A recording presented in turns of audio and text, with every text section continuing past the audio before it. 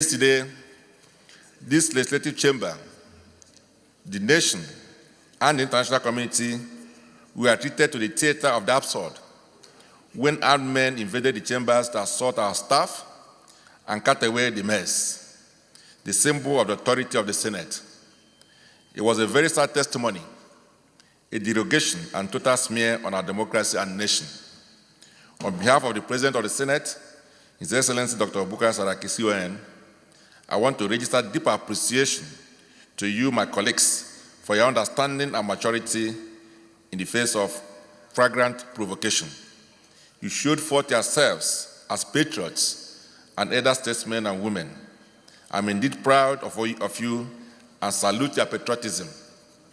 I want to also especially appreciate the leadership and members of the House of Representatives, the management and staff of the National Assembly, especially our chamber staff, for their gallantry.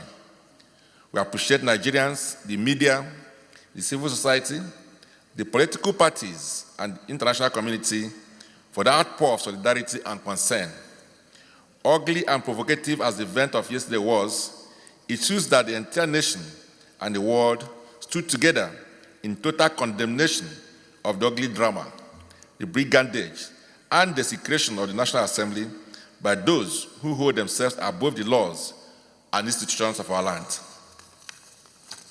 Distinguished colleagues, you would also recall that this hallowed chamber, supported by the House of Representatives, demanded that the Inspector General of Police recover and return the stolen mess to the Senate within 24 hours. Concerned colleagues and Nigerians who wanted to find out if the mess had been found have inundated me with calls and messages since last night. Let me therefore formally confirm to you, my distinguished colleagues, that the mess has been recovered and returned by the police as demanded by these hallowed chambers. Nevertheless, we believe there should be consequences for bad behavior.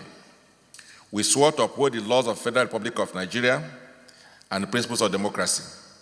It still beats the imagination of Nigerians and the civilized world that the attackers passed through the several security checks and barriers into the National Assembly and in the recess of these chambers, and also escaped with the mess into the thin air, despite the well-known fortified surroundings of this parliament. Therefore, we hold that it will be a detour to the state of nature, where life was lawless and brutish, if what happened yesterday is allowed to go unpunished or to be swept under the carpet. It will never happen. We will get to the roots of this matter. We therefore call on the Inspector General of Police and the DGSSS to ensure that all those who plotted, aided, abetted, and executed this dastardly affront on our democracy and belittled Nigeria before the international community must be brought to book to serve as a deterrent to others. We will be inviting them next week to brief us on the state of the investigation. This incident has also brought to the fore the case of many of us have always made for the decentralized police system.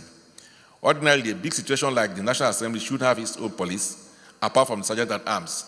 However, the security of this parliament is fully outside the control of the National Assembly. Instructively, the same gangsterism that was witnessed here yesterday has been recorded in various state House of Assemblies. It is on this note, distinguished colleagues, that I welcome you to this Thursday plenary. I want to assure Nigerians that we will never waver in the responsibility they have elected us to shoulder. We will all stand together to defend this institution of the parliament and our democracy. We will never fear to legislate, and we will never legislate out of fear. God bless the Federal Republic of Nigeria. Senior Leader.